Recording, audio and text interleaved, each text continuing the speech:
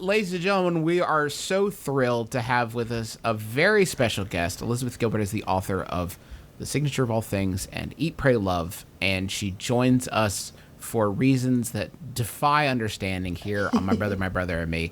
Elizabeth Gilbert, welcome to our program. Thank you so much. Thank you for saying The Signature of All Things before Eat, Pray, Love. That is not a typical way to introduce me. Well, there you go. I'm into the new stuff. I like it. You like my acoustic album. Right, exactly. Whatever the opposite of the deep cut is, right? If it's newer, it is a shallow, it is a superficial cut. No, that sounds terrible. That's okay. That sounds extremely offensive. It's nice to be on the show, Griffin. Yeah, thank you for your superficial cut. I'm just kidding. So we're going to ask you some questions that have been submitted by our readers, and you have to help them at least as much as we usually do. So okay, but I've been listening to the show for years, and I know that sets the bar very high. Very low. Yeah. Oh. So here we go. Okay, let's go. I am a low... Now, Ms. Gilbert, you of course already know that at this point I am in the character of the question asker. This is not actually... I know, do not be confused. This is not just... Ms. Gilbert, I'm going to get really intimidated. So, all right. Yeah, it's Mrs. Gilbert. No, you can call me Professor Gilbert. It's Dr. Gilbert Honorary. Didn't go to 9 years of Gilbert school to be called Miss.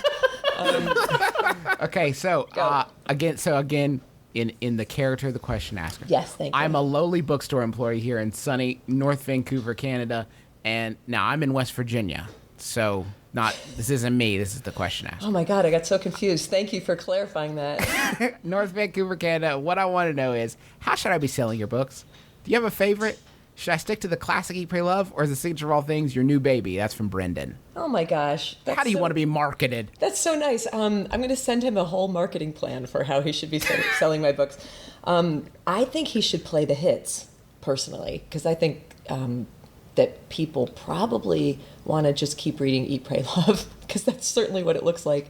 And if he likes The Signature of All Things and he's read it and he wants to hand sell it for that purpose, that's great. But I don't know. I don't feel like anybody's obliged to. I don't feel like anybody's obliged to come with me on all the creative journeys that I go on just because I like going on them. So I'm never offended when people just kind of stick to Eat, Pray, Love. Does that make sense? But what you're saying is, them royalties all spend the same. Yeah, the money spends. It's ka-ching either way. There have got to be book hipsters, though, right? Like, oh, you're buying Eat, Pray, Love. Well, I guess that's all right. I mean, I like her B-sides, but that's fine.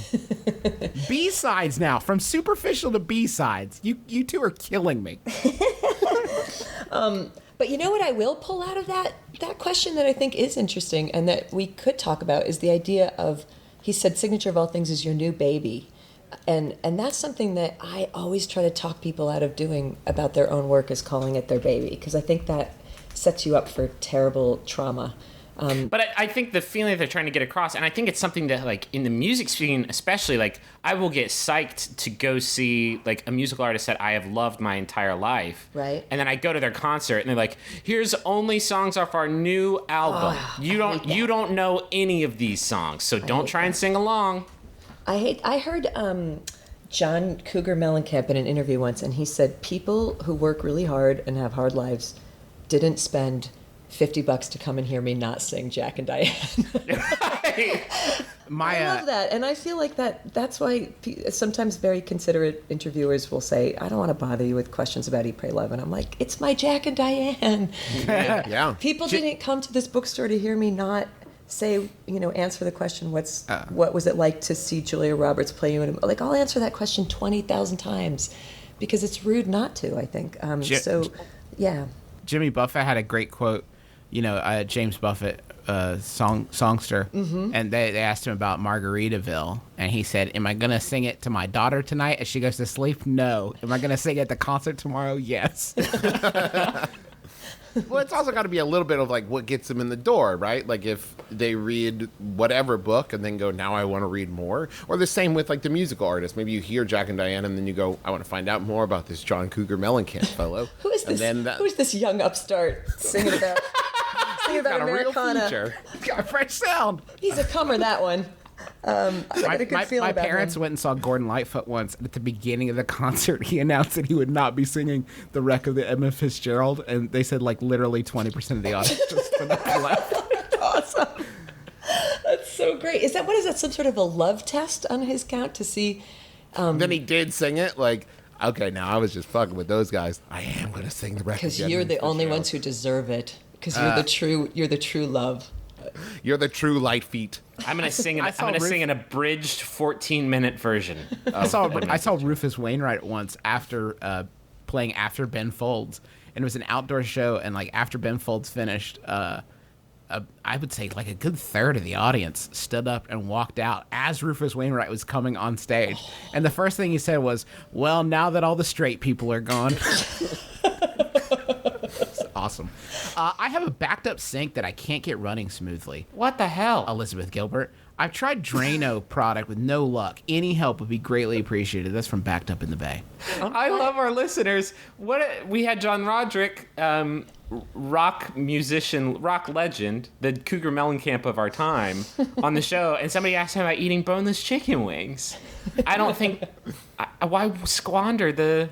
Are you a sink expert? I don't want to brag, but I can totally answer this question, and I'm glad that Backed Up thought to send it to me. First of all, stop washing your goat in your sink. There you go. Dude. Yeah, That's number one. That's Yeah. the biggest problem, right? Are they a shedding animal? Goats are pretty, they can be pretty sheddy depending upon the breed. Yeah. But I think that's the problem that I'm just doing this over the phone. I haven't seen the sink, but I'm guessing. Yeah. I'm Or the guessing goat. It's a very car talk like experience. What sound is your sink making? Is it like a roar, roar, roar, roar? What sound is your goat making? There's a lot of variables. There's a lot of variables there. Also, I would say move. That's what I do. That's what I do when anything breaks.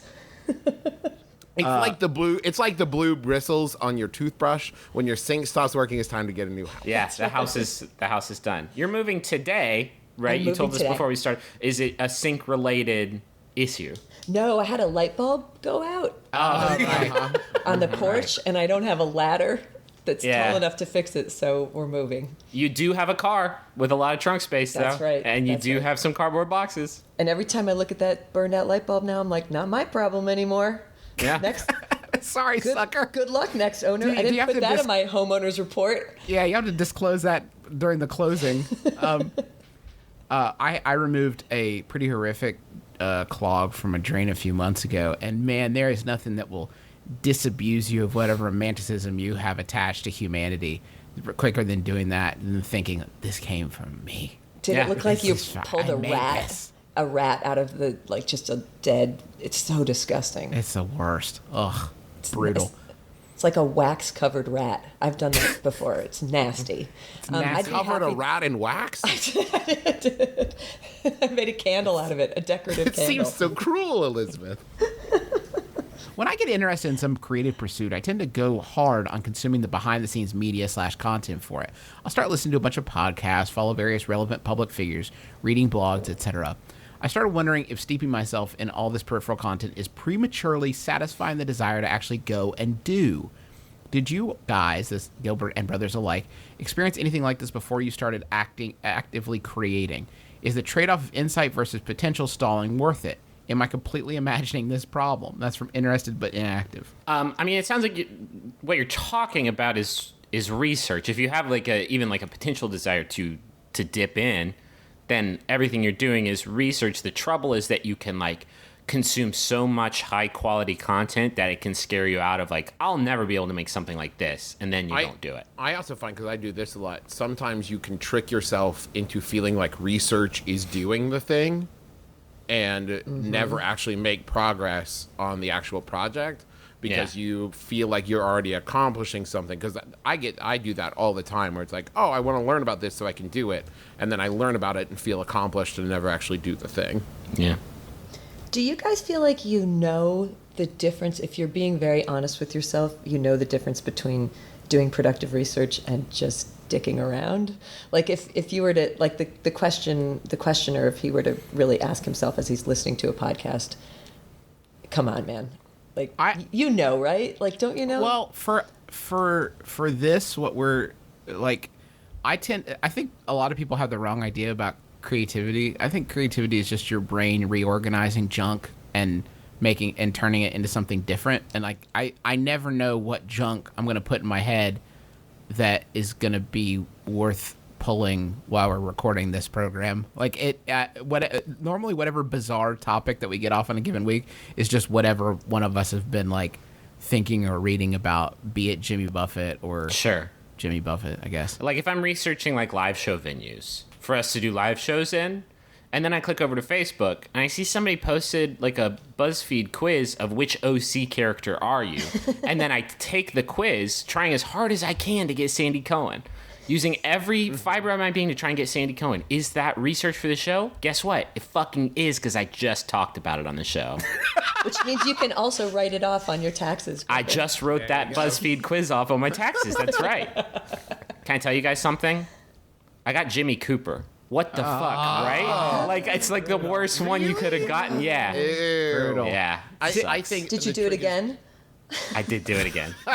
I think the trick is that you have to remember that creativity has to go with productivity, and that while you're doing this research, say like you're going to do an hour, 2 hours of research, and then you're going to write, a page. You're going to write 500 words and just put something down or do something. So like, if you're going to reward yourself by watching a movie about the thing that's really interesting you have to also do the work associated with it, and eventually you'll do more work than research.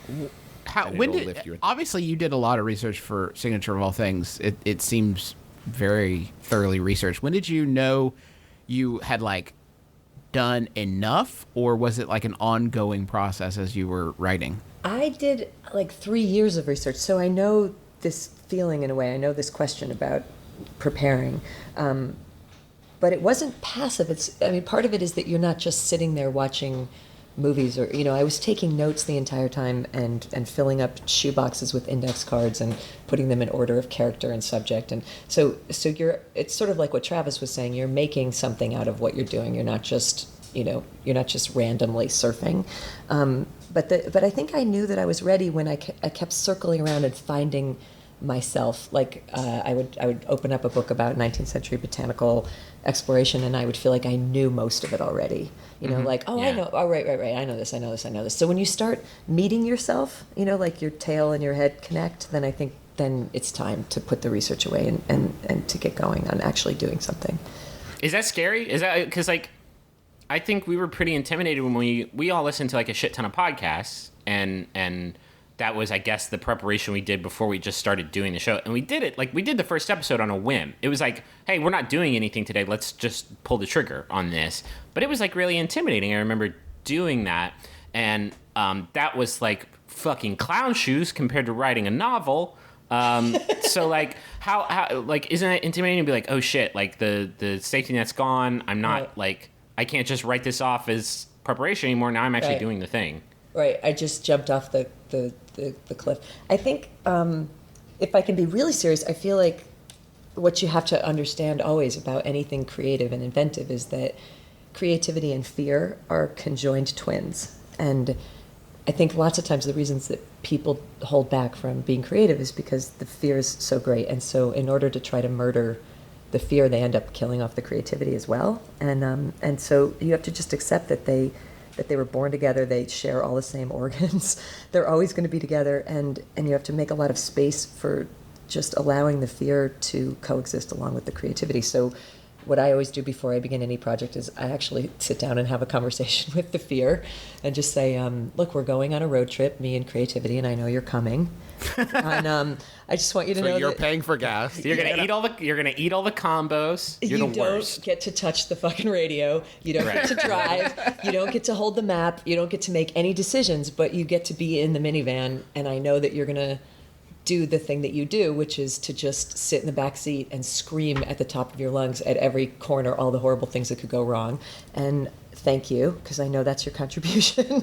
Right. But we're not, creativity and I are going to make all the choices, and you don't get to make any of them. But you have to let it be there, because it's not. I feel like the harder you try to fight it, the more it fights back, and the worse it gets. So you just have to make you just have to get a really big minivan, so that there's room for all three of you. Do you have any like writing ceremony? Do you have to be in a certain place or listen to certain music or light a certain votive or anything along those lines? Or do like a certain Fight Club, or do like recite your favorite scene from Fight Club? Yeah, mostly it's reciting my favorite scene. How did you guys know that? Knew it. We've read your fan fiction. You know how it is. A lot of it is just about. I feel like a lot of it is just about signaling to the weird, mysterious forces of creativity that you are actually taking this seriously, and I think that like it's sort of a signal that you send to yourself, and it's a signal that you send to the universe, for lack of a better term, that you're not kidding. And there's all sorts of ways you can signal that. Like, one of the ways I do it is that I don't write in my pajamas. Like, I get dressed. Shit. I know. I just. I'm in my pajamas. Are you literally now. all in your pajamas right now? Oh, super, definitely, yes. And by right now, I mean, like, I work from home, so basically round the clock, 4:30, I'm like, oh shit, my wife's coming home. I better clean my body. I used to do that, but I feel like it sends a message that you're not really awake, and that you're not really. So, like, I get dressed, especially at the beginning of a project. Like, I'll get dressed like I'm going to something important. Like, I'll clean the room like it's like a visitor is coming. Like, I'll just try to set the scene, and then as the project goes on and I get more confident, I'll get sloppier. But I think at the beginning, the ritual is like, this is important, and I'm showing up as if it is. Does that make sense? Yeah, totally. I got another question for you. A year and a half ago, my sister began traveling around South America. She saved up her money, sold her house and car, and quit her corporate job. I'm so proud of her and her journey, but I'm also a little uneasy. I can't really relate to her desires or experiences. I also worry about her safety at times. How can I be supportive even if I feel a little left behind? That's from Helpless at Home Base. Oh, I bet it's younger sister. Did it say younger sister? No, just sister. Oh, it seems like a younger sister thing to do, and an older sister thing to worry. Maybe they're twins. Oh, conjoined twin. Oh wait, no, they would be together. No, that would be different. I worry about this because Travis is moving to L.A. I have these worries. The South America of America. South America, America, South America, L.A. West America.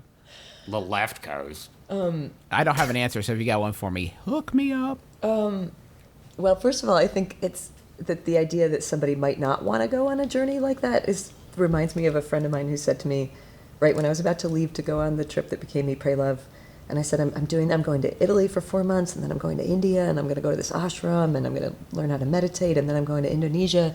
And he said, oh man, there's a part of me that so wishes that I wanted to do that. I really have no desire whatsoever to do any of those things. I thought that was so lovely and honest.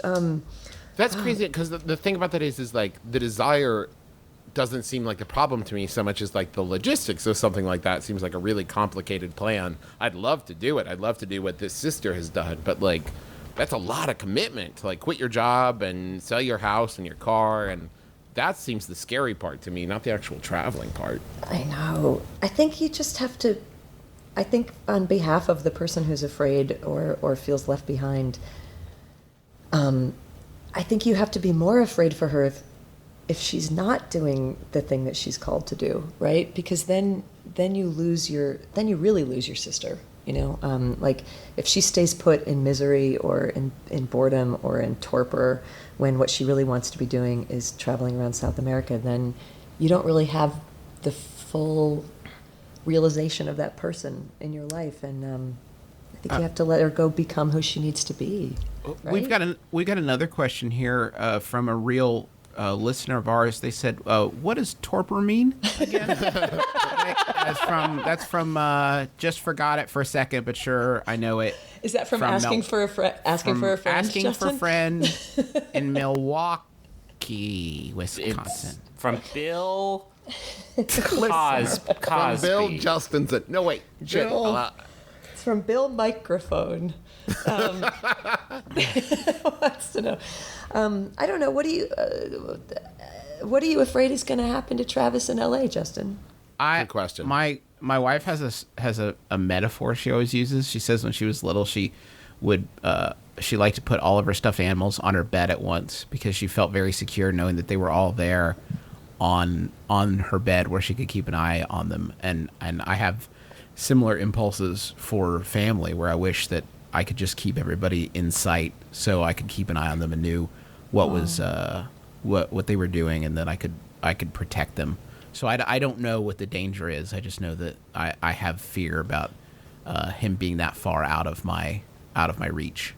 Well, listen, if we're being honest and open about this, I will say as the person that's leaving, so speaking for the sister that's traveling, I think the best thing that you can do, question asker, is to be supportive, even if you don't feel it, which Justin has been wonderful about this, because knowing that someone is back home caring about you helps you make smarter decisions because you hear that voice in your head and you're thinking, what would my sister want me to do? What would my brother want? What would my loved one want me to do in this situation?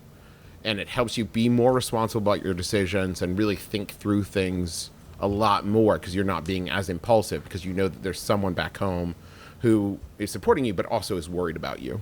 On the polar opposite end, I am being like extremely unsupportive of Travis to fill that person sitting in the back of the audience when you just completed your piano concert, and I gotta keep him hungry and keep him driven. I fill that role, Elizabeth, for a lot of people. For a lot of people in your life, and not in my life. They don't know it. I went and saw Cloud Atlas, and I will make disparaging remarks about Tom Hanks' performance. He's not going to get those, but if he did get those, he would try a little bit harder, don't you think? Griffin, do you generally just sit in the back seat of life, with your spectacles down on your nose, critically watching the piano recital that is everyone's journey? I guess I'll ask you, Elizabeth, what is good enough for me? Griffin is the Statler and Waldorf of the modern world. He's just hanging out in life's balcony. Right, but like some people. Mine is not a punitive, and it's not. I don't fucking enjoy it. I certainly don't enjoy it. It is on my deathbed. I'm going to be, cold and alone, and then the door's going to swing open, and then so many successful friends, Justin, Travis, Elizabeth, you, Tom Hanks, gonna run in. And they're gonna be like, "Thank you, Griffin," and I'll be like, "You're welcome." That's how it goes. Here's a question. My friend and former roommate came home a while back. Man, this is gonna be a toughie, so let's just all hang in there. Let's just all hang in there together, okay? I promise. I'm gripping onto the arms of my chair. We're gonna get through this. I'm sorry about this one in advance, but you did pre-screen these and you gave the thumbs up to all of them. So let's fucking navigate these choppy waters together here. My friend and former roommate came home a while back with a tattoo that said "For Whom" on his chest. When I asked him what it meant, he explained it as a reference to a poem he wrote inspired by the motion picture Eat, Pray, Love. The tattoo in question has become the focal point of a lot of teasing. How long can I use this tattoo against him before it gets too mean? I love the kid and cherish his friendship, but I also like pointing out that his tattoo is horrible. That's from Terrible Tattoo at Temple University. One quick point before we move on. I like how this person said that the tattoo had become a focal point of a lot of teasing with a non-specific teaser. And right, then it immediately clarified in the next sentence, like, no, I mean me. From me. I'm the one doing it. Right. It starts with "teasing was done," and then it goes. Someone was doing the teasing. The direct object of this teasing. From whom? Myself. I will answer that for you. To whom? Sad friend. I like that there's... I like that he's... when I was trying to figure out what he's asking, I think he's asking... how do I jam in as much ridicule as possible in a period of time that is limited? In a tasteful way. In a tasteful way before what happens? Then you can't? Before the kid stops talking to him, I guess? Yeah. Before tears? The question is always, do you try to pack in as much teasing up front, or do you spread it out over several years and just do a moderate amount of teasing, but you get to do it for longer, Is it quantity or quality? I find everything about this question really wonderful, especially the fact that this guy wrote a poem based on the movie Eat, Pray, Love?